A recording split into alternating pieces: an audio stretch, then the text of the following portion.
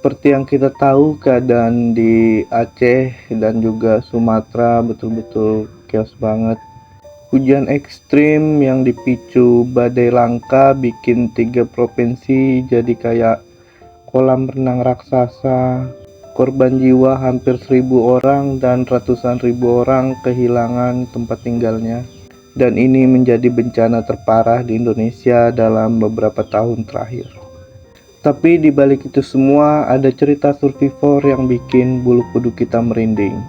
Demi menyelamatkan nyawa anaknya, ada seorang ibu-ibu di Sumbar yang rela memeluk anaknya erat-erat ketika sedang diseret oleh arus air yang deras. Ada juga warga di Tapanuli yang hidup berhari-hari di hutan dan hanya makan nangka dan juga minum air hujan.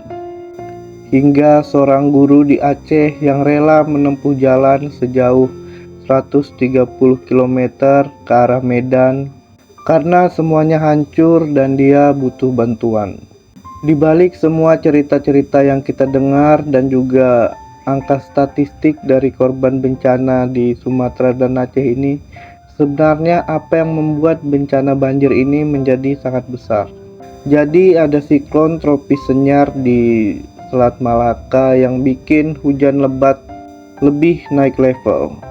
Dan juga kata para ahli, hutan di hulu sudah sangat gundul dikarenakan penebangan secara besar-besaran dan juga ahli fungsi lahan. Tata ruang yang lemah dan juga pembangunan sering di daerah yang rawan membuat sungai-sungai di sekitarnya menjadi dangkal. Meski banyak pihak udah merespon dengan cepat untuk membantu logistik dan juga evakuasi, tapi ada satu hal yang menjadi perdebatan di kalangan bawah. Kenapa pemerintah masih belum menyatakan bencana ini sebagai bencana nasional?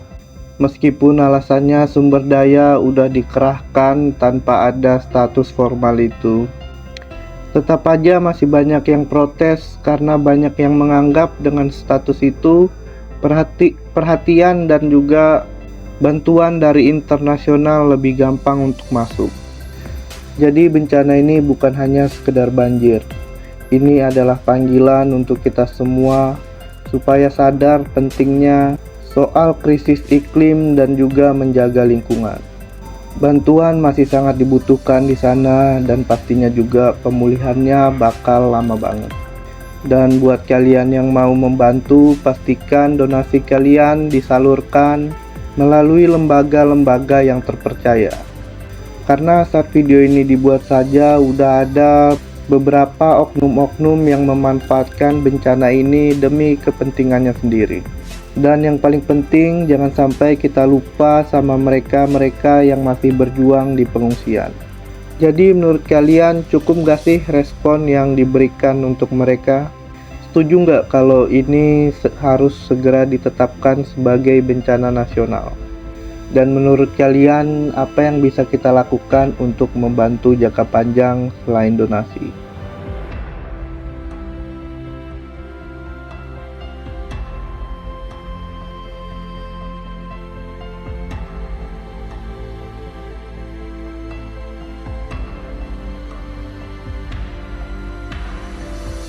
Dan menurut kalian apa?